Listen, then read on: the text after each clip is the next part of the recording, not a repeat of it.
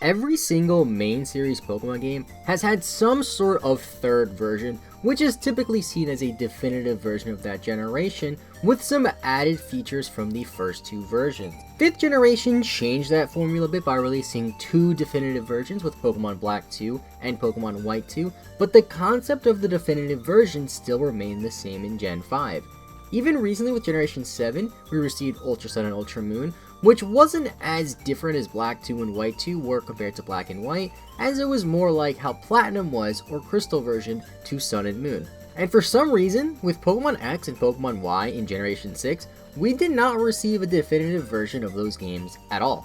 This is very peculiar, as every other generation has another version to go along with it. Many Pokemon fans assumed that we would see Pokemon Z a year or 2 years after release of Pokemon X and Y, but instead we got a Generation 3 remake in Omega Ruby and Alpha Sapphire in 2014, which was great and all, and led us to believe that maybe in 2015 we will see a true definitive version to X and Y, which would most likely have been named Pokemon Z version, possibly Pokemon X2 and Y2, but let's just go with Pokemon Z version. Now looking back, way back Generation 3, we received Pokemon Ruby and Sapphire first, Generation 1 remakes in Fire and Leaf Green the year after, and then Emerald version the year after that.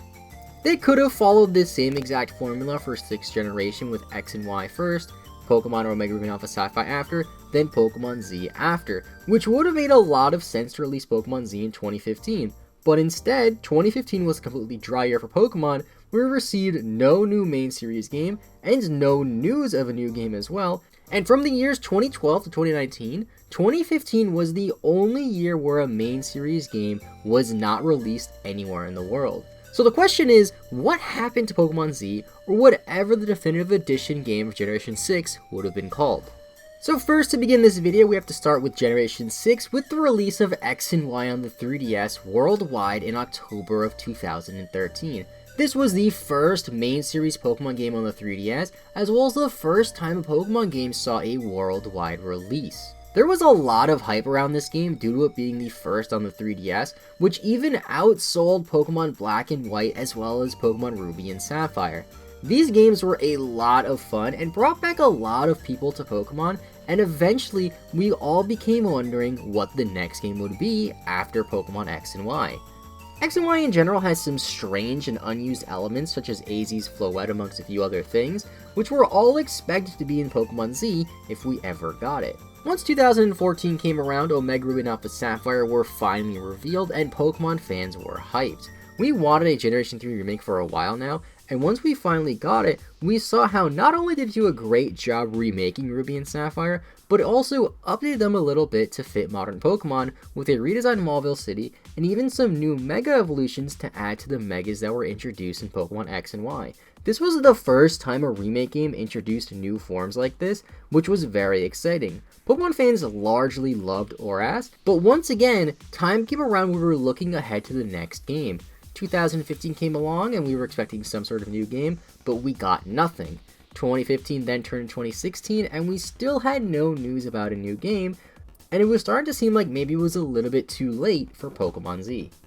But then in late February of 2016, we finally got news of the next Pokemon game, which would be Generation 7 with Pokemon Sun and Moon for the 3DS. A new generation had everybody excited, but what about Pokemon Z? Everybody expected Pokemon Z or some sort of definitive edition to come out for X and Y at some point in the Generation 6 timeline, and it was very strange how Generation 7 was right around the corner and we had no Pokemon Z. Now luckily with Sun and Moon, we did get some development of the X and Y story, sort of. Typically the definitive edition of games follow the third legendary Pokemon and expand upon their story and their region, sort of like how Platinum did with Giratina. The third legendary in X and Y is Zygarde, of course, which had very little relevance in X and Y, which it was first introduced in. Sun and Moon finally expanded upon Zygarde, with Zygarde 10% and Zygarde Complete Form, finally explaining its origins and a little bit more of its backstory. This was nice to see Zygarde get the respect it deserved, but it still seemed very out of place. Why would they expand upon Zygarde in Sun and Moon as opposed to Generation 6, and why even bother expanding on Zygarde when it has very little relevance to the story of Sun and Moon? Now, there are no official statements supporting what I'm about to say, and this is just my speculation, but to me it seems like Pokemon Z was either just skipped over or flat out cancelled, with some elements of Pokemon Z making its way into Omega Ruby and Alpha Sapphire and Sun and Moon, and potentially Sword and Shield in the future. Omega Ruby and Alpha Sapphire gave us new Mega Pokemon, which would have made more sense to have new Mega Pokemon in Pokemon Z version in my opinion, similar to how Platinum expanded on Rotom and gave us new Rotom forms, and how Black and White 2 gave us new Kyurem forms. There are rumors that Omega Ruby and Alpha Sapphire essentially replaced Pokemon Z version, as they only made Omega Ruby and Alpha Sapphire due to the fact that many Pokemon fans wanted a Gen 3 remake. This would explain the new Megas released in ORAS, as instead of holding on to them and not releasing Pokemon Z, it just made sense to release them in ORAS since there was no Pokemon Z. The issue with this theory is that a lot of the Megas introduced in ORAS fit ORAS so well, such as Mega Sharpedo and Mega Camera for the Evil Teams, as well as the Mega Generation 3 starters. I guess it is possible that these Megas could have been intended for Pokemon Z, with a Pokemon Omega Ruby and Alpha Sapphire initially be released in 2015, a year after or something like that,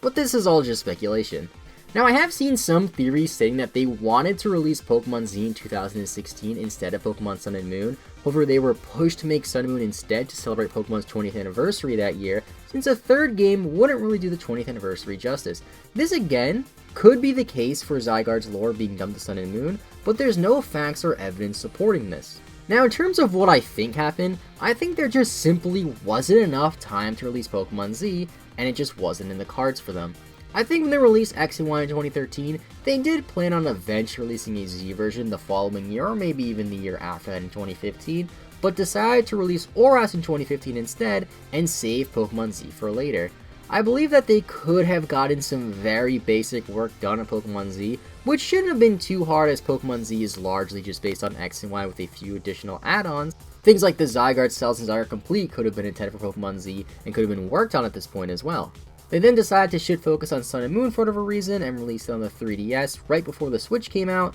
and they just ran out of time for Pokemon Z, which is very unfortunate. I really wish we could have got a Z version, but unfortunately it seems like the timing just didn't work out, mainly due to the release of the Switch, and Nintendo or Game Freak, whatever, wanted to release a new generation in 2016 for the 20th anniversary. Now, going back to unused elements in Pokemon X and Pokemon Y, outside of AZ's Floettes, we also have some mysterious doors that are just locked for no real reason. This could be for no reason, but they could also have been there for a potential event or for something that was supposed to happen in Pokemon Z version in that area. The new Generation 6 mythical Pokemon were also never officially released until Omega Ruby and Alpha Sapphire as well, which also supports the theory that maybe they were supposed to be revealed with Pokemon Z version, which was supposed to be released in place of ORAS, with ORAS being released a year after. We do also have the whole hyperspace holes in ORAS for catching legendary Pokemon, which would have made a lot more sense for a Kalos game in my opinion, since Hoopa is a Gen 6 mythical Pokemon, not based in Hoenn. It's supposed to be from Kalos. Now, this is all just a theory, and there's little to no evidence backing most of what I'm saying in this video,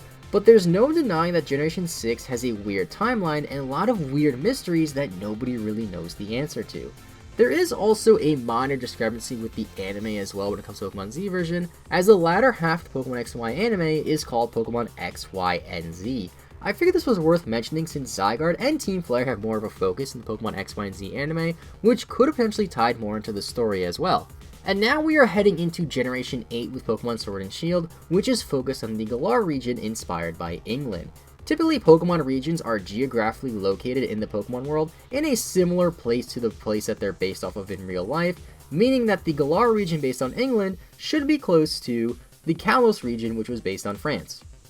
There could possibly be some sort of way where we can travel back to Kalos after we beat the main story in Galar, similar to how in Gold and Silver you can head back to Kanto. This could help flesh out the Kalos region since its legacy seems very unfinished, and give us the final pieces we're missing from what could have been Pokemon Z version, and Pokemon Z version could end up being kind of like the Delta episode in Pokemon Omega Ruby and Alpha Sapphire, and essentially just be the post-game of Sword and Shield. Now, this is all just a theory, and I'm very curious to hear what you guys think happened to Pokemon Z as well, and Generation 6 in general, since there's a lot of question marks surrounding it. Maybe Pokemon Z was simply just never meant to be, or maybe something happened that forced them to not be able to release Pokemon Z. We probably won't know for sure for a long time, if ever, but hopefully soon we will be able to tie up the loose ends left behind in Generation 6, and get a completed story about what happened in the Kalos region.